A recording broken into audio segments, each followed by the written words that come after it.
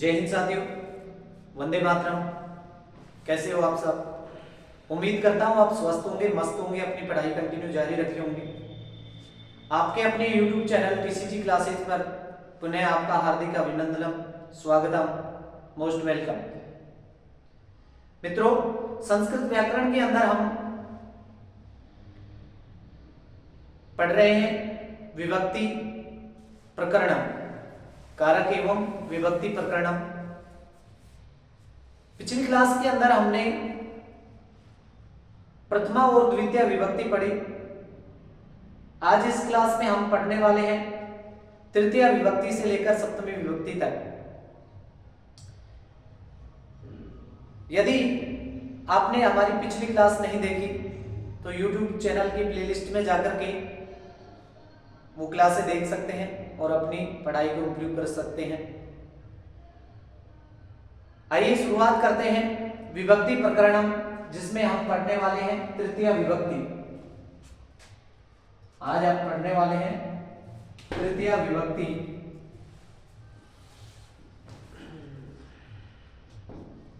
तृतीय विभक्ति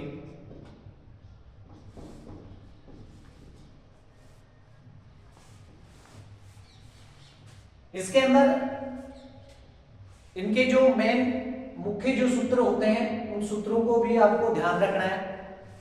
सूत्रों का विशेष ध्यान रखना है। एग्जाम के अंदर सूत्र पूछे जाते हैं। इसके लिए एक सूत्र बनेगा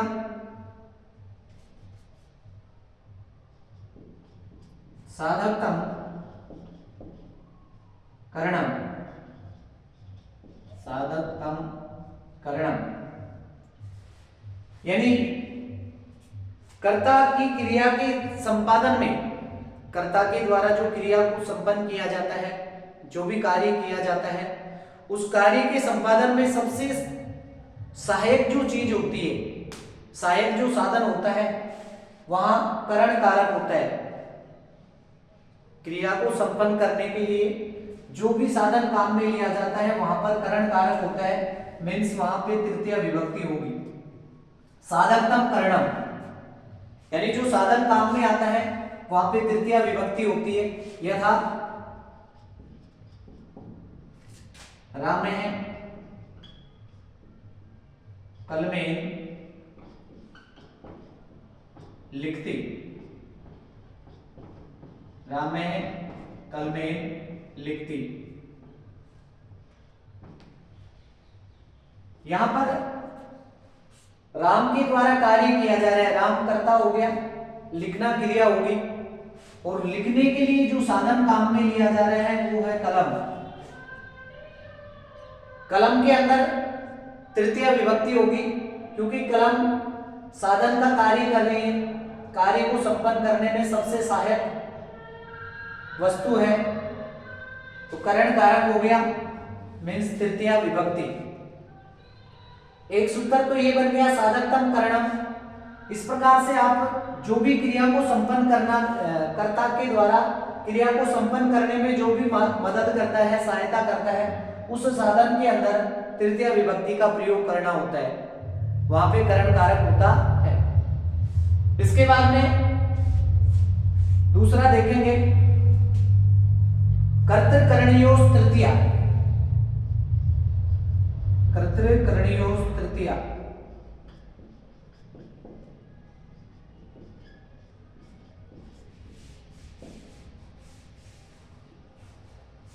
कई बार कर्ता के अंदर भी तृतीय विभक्ति का प्रयोग किया जाता है। मित्रों, तीन प्रकार के वाच्य होते हैं: कर्तृवाच्य, कर्मवाच्य और भाववाच्य। तो कर्तृवाच्य के अंदर तो कर्ता में हमेशा प्रथमा विभक्ति होती है, लेकिन कर्मवाच्य और भाववाच्य के अंदर कर्ता में तृतीय विभक्ति होती है। कर्मवाच्य में और भाववाच्य में, इन दोनों के कर्ता के अंदर प्रथमा के स्थान पर तृतीय विभक्ति का प्रयोग करते हैं। यथा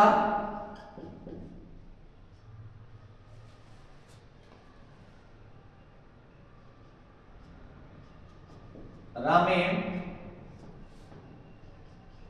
पुस्तकम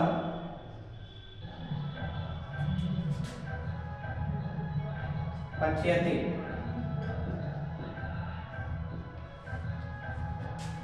यहाँ पे कर्मवाच्य है और कर्मवाच्य का कर्ता हो गया राम। तो राम कर्मवाच्य में होने के कारण यहाँ पे राम के अंदर तृतीय विभक्ति होगी, ना कि प्रथमा विभक्ति होगी। इसका विशेष ध्यान रखना है।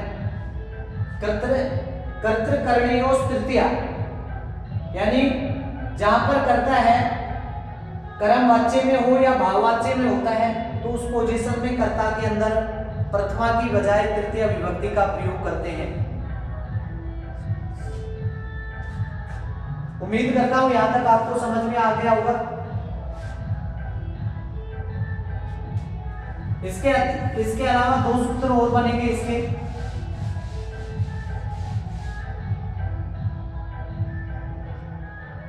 सह अर्थ युक्ते, सह अर्थ युक्ते तृतीया,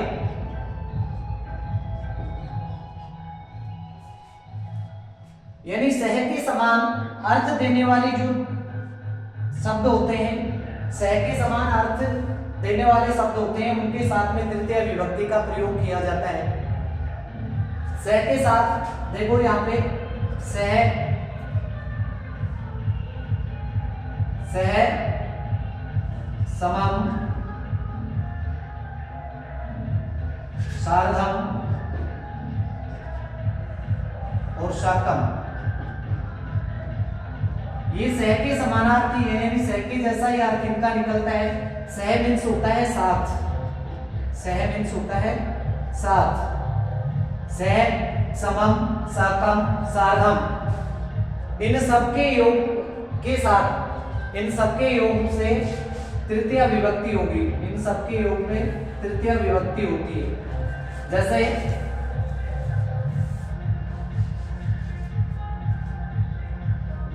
सीता रामेण सह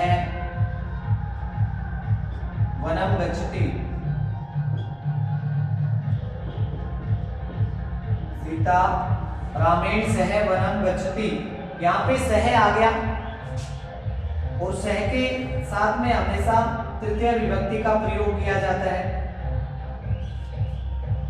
यहाँ पे राम शब्द है, इस राम में तृतीय विभक्ति का रूप बनेगा रामेण, सह के योग के कारण। आपसे पूछा जा सकता है कि तृतीय विभक्ति का रूप क्यों बना, तो उसका कारण हो गया सह, सह के कारण यहाँ पे तृतीय विभक्ति लगी राम के अंदर। यानी जो गौणकर्ता होता है, उस गौणकर्ता के साथ में सह के आने से तृतीय विभक्ति लगेगी। और देखो एग्जांपल इसका, मोहने पित्रेण, मोहने पित्रेण सार्धम आपणम गच्छति, आपणम गच्छति। मित्रों यहाँ पर हिंदी अनुवाद करने का प्रयास करोगे या हिंदी के अकॉर्डिंग करने का प्रयास करोगे तो गलत हो सकता है। ध्यान रखना है, सार्धम, सह, साकम, समम, सार्धम, इन सब के योग में हमेशा तृतीय विभक्ति का प्रयोग किया जाता है। जैसे यहाँ पे हम देख रहे हैं मोहन पिता के साथ, मोहन पिता के साथ में बाजार जाता है, मोहन पिता के साथ बाजार जाता है। जैसे ही आपको के दिखाई देगा, हिंदी अनुवाद करोगे के आपको लगेगा कि यहाँ पे के आ रहा है, तो आप संबंध कारक में चले जाओगे और आपका है प्रश्न वो गलत हो जाएगा। तो यहाँ पे आपको विशेष ध्यान रखना है, के पर सर्ग आया है लेकिन आप हिंदी के अकॉर्डिंग करते हो तो के आता है। यहाँ पे सार्धम आने के कारण पितृ शब्द है, इसमें तृतीय विभक्ति हो जाएगी। पितृ में गौणकर्ता हो गया और यहाँ पे सार्धम के आने से तृतीय विभक्ति का प्रयोग होगा। इसके बाद में एक और सूत्र बनता है, एनाम विकार है तृतीया, एनाम विकार है तृतीया।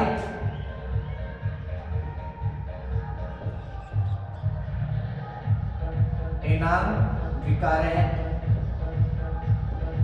तृतीया।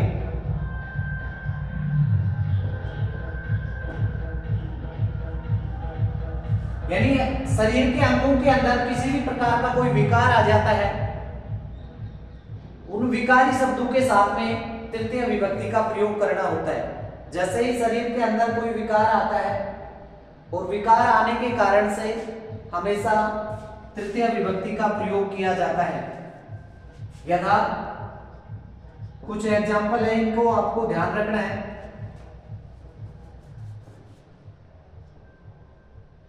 इन शरीर के अंदर जो विकार होते हैं उनसे संबंधित कुछ शब्दावलियां हैं, उनको आपको ध्यान रखना है। मैं यहाँ पे नोट करवा देता हूं। जैसे कोई आंख से काना होता है, जब एक आंख से काना होता है तो उसको संस्कृत में लिखेंगे काणे। ये आपको शब्द पकड़ना है और ये शब्द पकड़ करके उसके आधार पे आपको तृतीय विभक्ति का प्रयोग करना है। ठीक है, जिस अंग के अंदर विकार उत्पन्न हो रहा है वहां पे आपको तृतीय विभक्ति लगानी होती है। जब ये एक आंख से किसी को दिखाई नहीं दे तो उसे काना कहेंगे, लेकिन दोनों आंखों से दिखाई नहीं देता है तो उसको अंधे यानी अंधा। किसी के सिर पर बाल नहीं हो मीन्स गंजा, हिंदी में उसको गंजा कहेंगे, लेकिन संस्कृत में उसको कहेंगे खलवटे, खलवटे।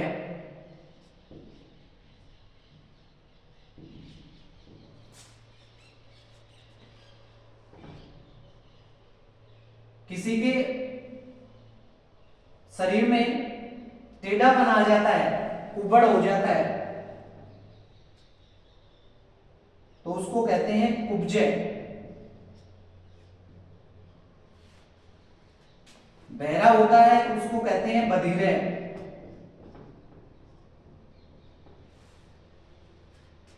इस प्रकार के शब्दों का आपको विशेष ध्यान रखना है। इस प्रकार के शब्द आपको कहीं पर भी दिखाई देते हैं तो वहां पर जो शरीर का अंग होता है वहां पे तृतीय विभक्ति का प्रयोग करना होता है। देखिए उदाहरण,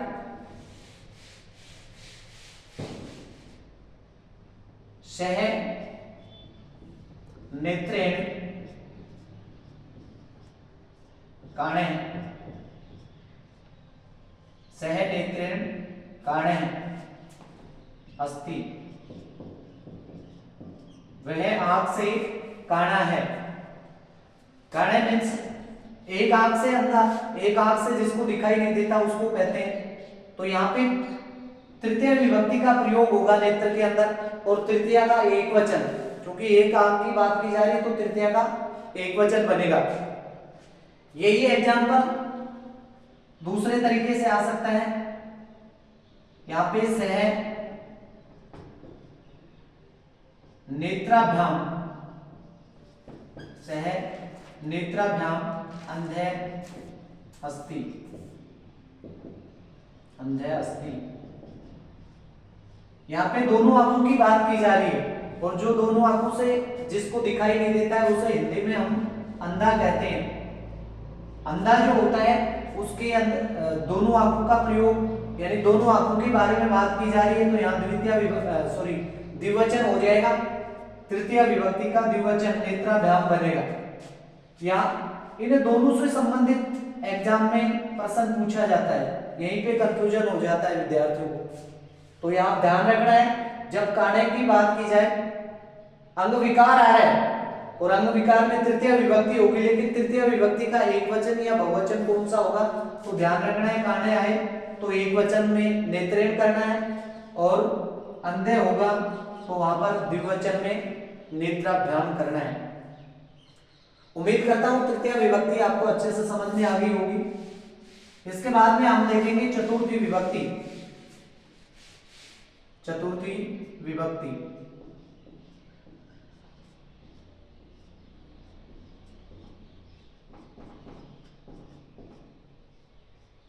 जिस प्रकार से तृतीय विभक्ति के अंदर हमने सूत्रों का प्रयोग किया, चतुर्थी विभक्ति में भी कुछ सूत्र बनेंगे, उन्हें भी हमें ध्यान रखना है। सर्वप्रथम कर्मणायाम भी प्रति, कर्मणा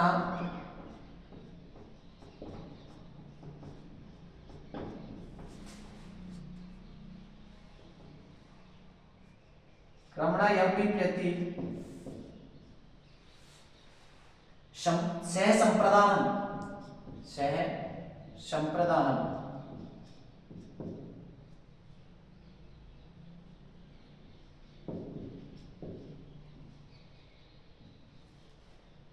एक बार सूत्र का अर्थ देखिए। कर्मणायाम भी प्रति सह संप्रदानम, यानी कर्ता जिसके लिए कार्य करता है, कर्म करता है, वहां पर संप्रदान कारक होता है। जिसके लिए कार्य करता है वहां पर संप्रदान कारक होता है। जैसे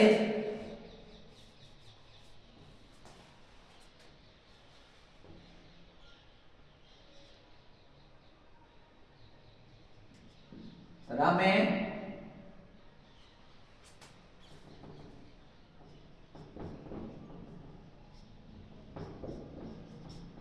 मोहनाय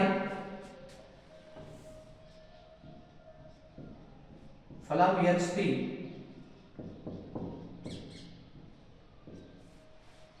राम मोहन के लिए फल देता है, राम मोहन के लिए फल देता है। राम है, फल देने का कार्य कर रहा है, लेकिन किसके लिए? मोहन के लिए। तो जो मोहन है वहां उसके अंदर चतुर्थी विभक्ति का प्रयोग होगा।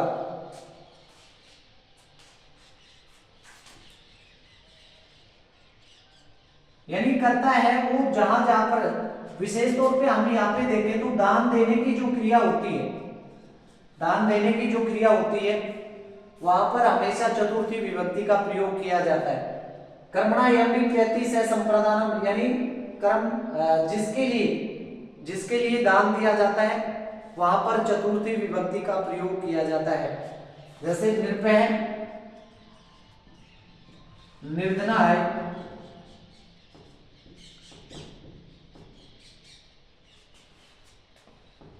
निर्भय निर्धनाय धनम ददाति, राजा गरीबों के लिए, राजा गरीबों के लिए धन देता है, राजा गरीबों के लिए धन देता है। इस प्रकार दान देने की जहां क्रिया होती है वहां चतुर्थी विभक्ति का प्रयोग किया जाता है। निर्धनाय यानी निर्धनों के लिए, गरीबों के लिए दान देने का कार्य राजा कर रहा है, लेकिन किसके लिए कर रहा है? गरीब के लिए, गरीबों के लिए। तो यहाँ पे चतुर्थी विभक्ति का प्रयोग हो गया, गरीब के लिए धन देता है।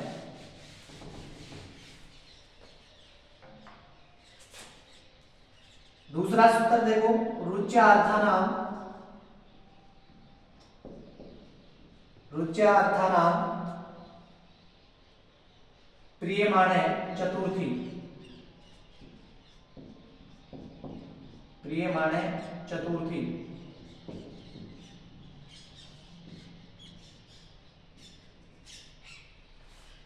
यानी जो रुच धातु होती है, जहां से रुच यानी रुचि, किसी कार्य को करने में रुचि होती है, तो रुच्यार्थक जो धातुएं होती है जहां रुचि उत्पन्न होती है, जिससे कोई प्रसन्न होता है, प्रियमाण यानी प्रसन्न होना, प्रसन्न होने या फिर रुचि जैसी जो धातुएं होती हैं इनके साथ में हमेशा चतुर्थी विभक्ति का प्रयोग किया जाता है। यथा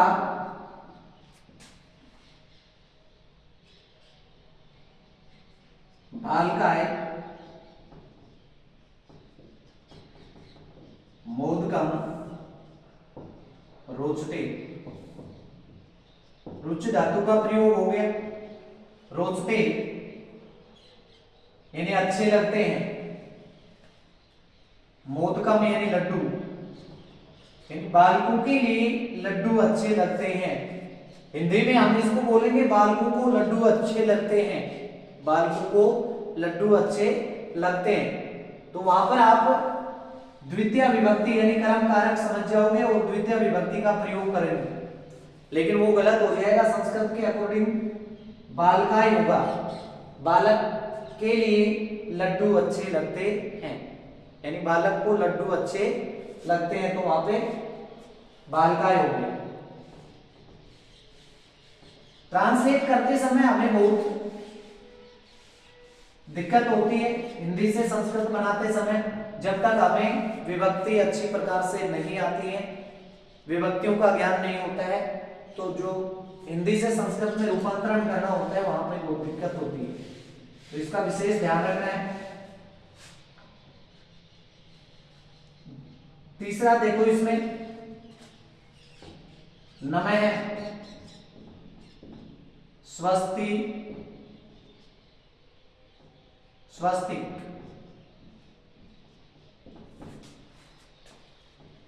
स्वाहा, शोधा,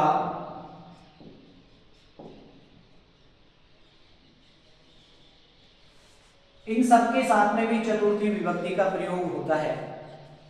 यानी नमः के योग में नमः योगे, स्वस्तिक, स्वाहा, सुधा योगे, यही इसका सूत्र बनता है। नमः अलग से आता है, मैंने चारों को एक साथ लिखवा दिया। नमः योगे या फिर स्वस्तिक, स्वाहा, सुधा योगे चतुर्थी विभक्ति का प्रयोग किया जाता है। कौन सी विभक्ति का प्रयोग किया जाता है? चतुर्थी विभक्ति का। नमः यानी नमन करना, नमस्कार करना। स्वस्तिक, स्वाहा और शोधा, इन तीनों का एक अर्थ होता है सामान्य तौर पे कल्याण, और तीनों के स्थान पे ये कल्याण शब्द भी आ सकता है, कल्याणम भी आ सकता है। तो यानी स्वस्तिक, स्वाहा, सुधा या फिर कल्याणम, जहां पर आपको दिखाई देते हैं वहां आपको चतुर्थी विभक्ति लगानी होती है। क्यों? क्योंकि स्वस्तिक, स्वाहा, सुधा योगे चतुर्थी विभक्ति होती है। और साथ में आपको नमः भी याद रखना है। नमः योगे चतुर्थी, नमः, स्वस्तिक, स्वाहा, सुधा, इन सबके योग में चतुर्थी विभक्ति होती है, चतुर्थी विभक्ति होती है।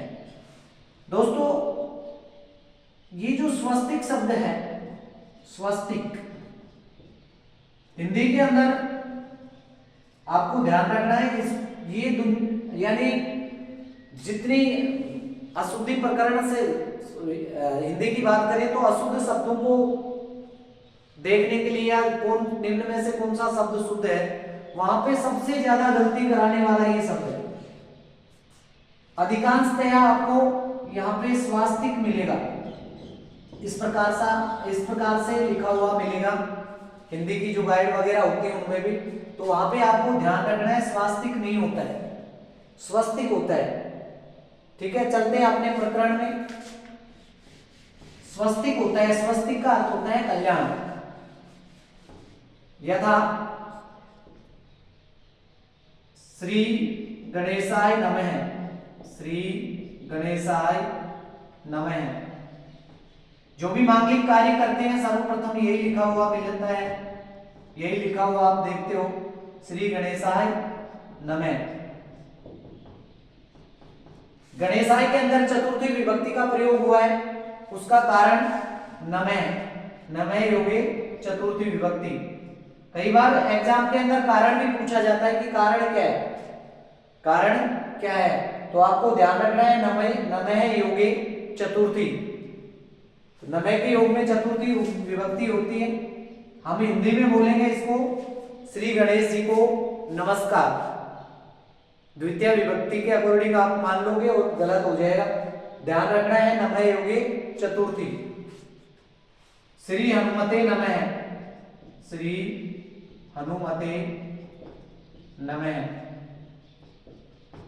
नमः के योग में चतुर्थी विभक्ति।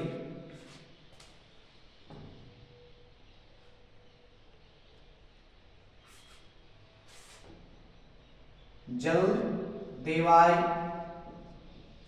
स्वाहा, जल देवाय स्वाहा।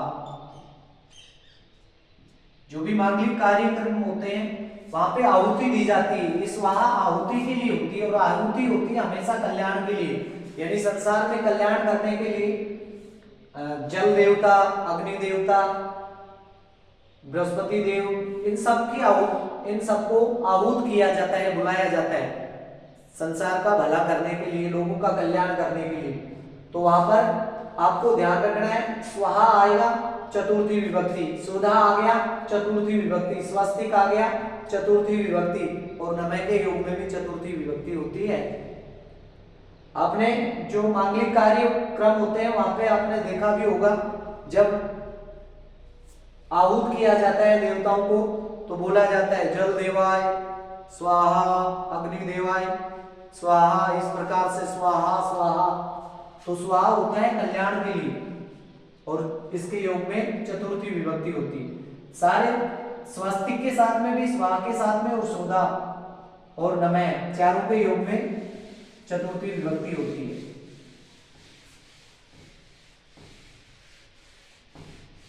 उम्मीद करता हूं यहां तक आपको समझ में आ गया होगा। अब हम देखेंगे पंचमी विभक्ति। पंचमी विभक्ति,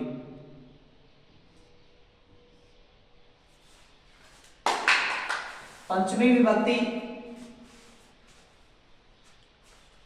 इसका एक सूत्र बनेगा ध्रुवम अपाये,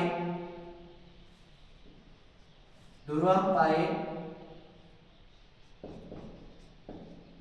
अपादानम, अपादानम।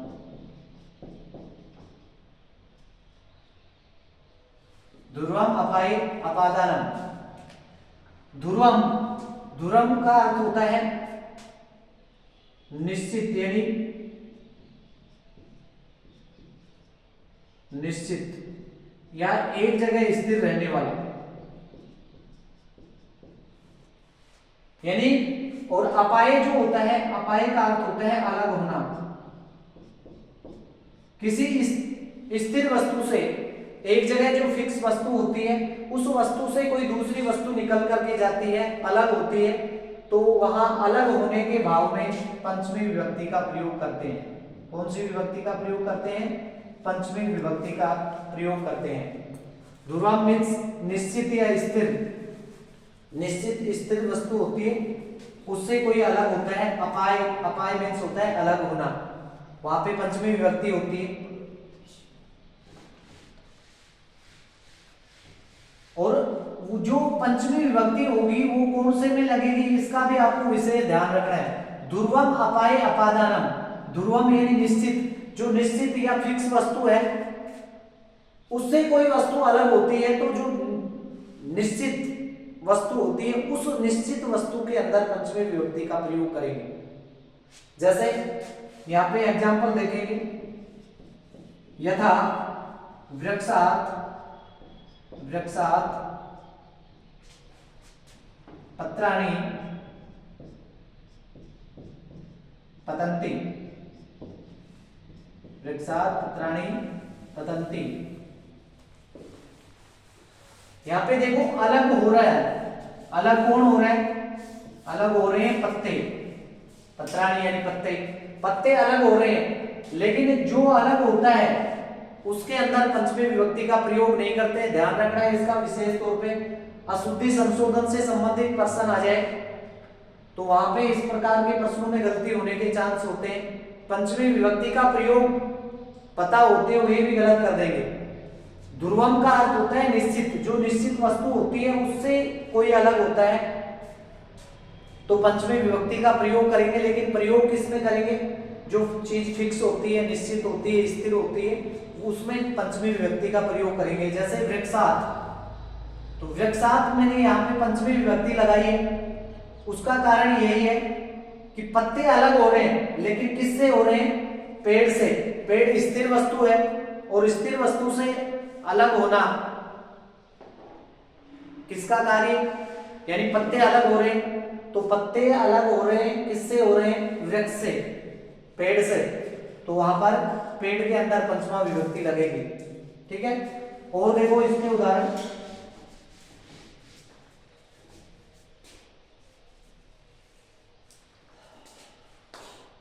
राम है अश्वात पत्ती, राम है अश्वात पत्ती।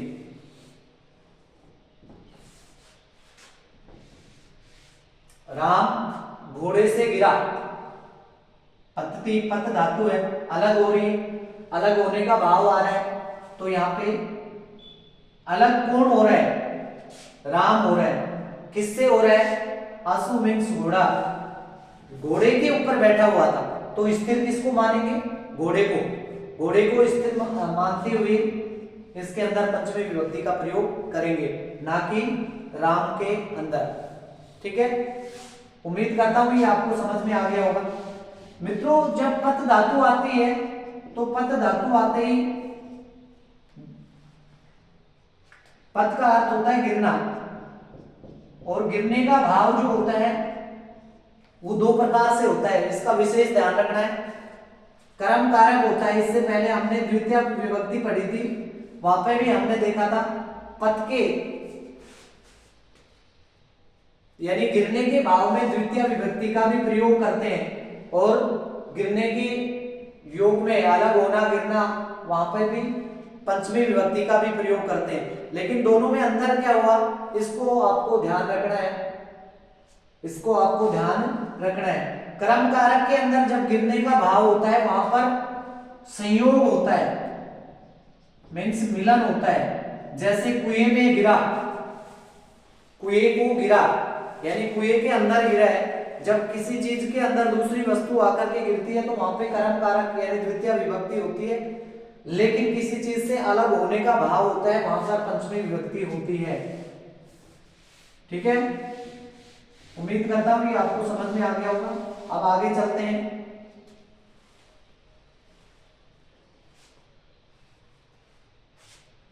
भीतरा अर्थानाम पंचमी,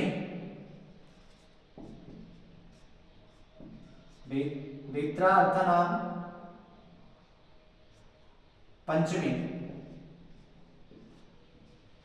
यानी भय से संबंधित, भय से संबंधित या भय का अर्थ देने वाले जो शब्द होते हैं उनके साथ में भी पंचमी विभक्ति का प्रयोग किया जाता है, जैसे भय, भीति, भयम, भय, भीति और भयम, इन सब के योग में पंचमी विभक्ति का प्रयोग करते हैं। यथा बालकः, बालकः, सिंहात, विभेति, बालकः, सिंहात, विभेति। बालक शेर से डरता है, बालक शेर से डरता है। भय, भीति, भयम, इन सबके साथ में पंचमी विभक्ति का प्रयोग होता है। ठीक है, अब जिससे डरता है, जिससे डरता है उसके अंदर पंचमी विभक्ति का प्रयोग करेंगे, जैसे बालक डरता है, लेकिन किससे डरता है, सिंगार, शेर से, शेर से डरता है, तो वहां पर पंचमी विभक्ति का प्रयोग होगा, सिंगात हो गया, सिंह का। रामेण, चोरात, भीति, राम चोर से डरता है, राम चोर से डरता है। भय, भीति, भयम, विभेति यानी भय से संबंधित अर्थ प्रकट करने वाले जो भी शब्द होते हैं उन शब्दों के साथ में पंचमी विभक्ति का प्रयोग होता है। ठीक है, अब इसके बाद में एक और सबसे महत्वपूर्ण, जहां से बहुत बार प्रश्न पूछा जाता है, इसको आपको बहुत अच्छे से समझना है। उद्भव, प्रभव,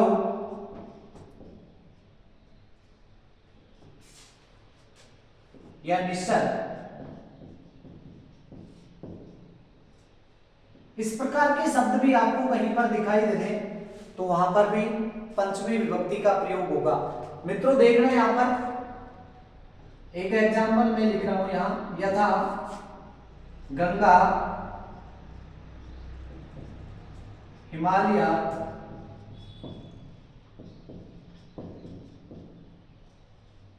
प्रभवती, प्रभवती। गंगा हिमालय से बहती है, उत्पन्न होती है, प्रभवती सॉरी, उत्पन्न होती है। यहां पे उत्पन्न होना, यहां देखो जैसे यहां पे हिमालय, ये हिमालय पर्वत है, हिमालय से बह रही है, लगातार बहती है, ऐसा नहीं अलग नहीं हो रही, यहां पे अलग होने का भाव भी नहीं दे रही है। लेकिन प्रभव या उद्भव या फिर निसर्ग, इस प्रकार के शब्द भी आपको दिखाई दे दे तो वहां पर भी पंचमा विभक्ति होगी। अलग होने का भाव नहीं होते हुए भी पंचमी विभक्ति का प्रयोग करना है। उम्मीद करता हूं ये आपको समझ में आ गया होगा। ये विशेष तौर पे जो नदियों से संबंधित होता है, किसी भी पर्वत से कोई नदी निकलती है तो वहां पे निसर्ग शब्द भी आ सकता है, निकलना। प्रभाव यानी जन्म लेना और उद्भव उत्पन्न होना है ना, तो इन सब के साथ में पंचमी विभक्ति का प्रयोग किया जाएगा।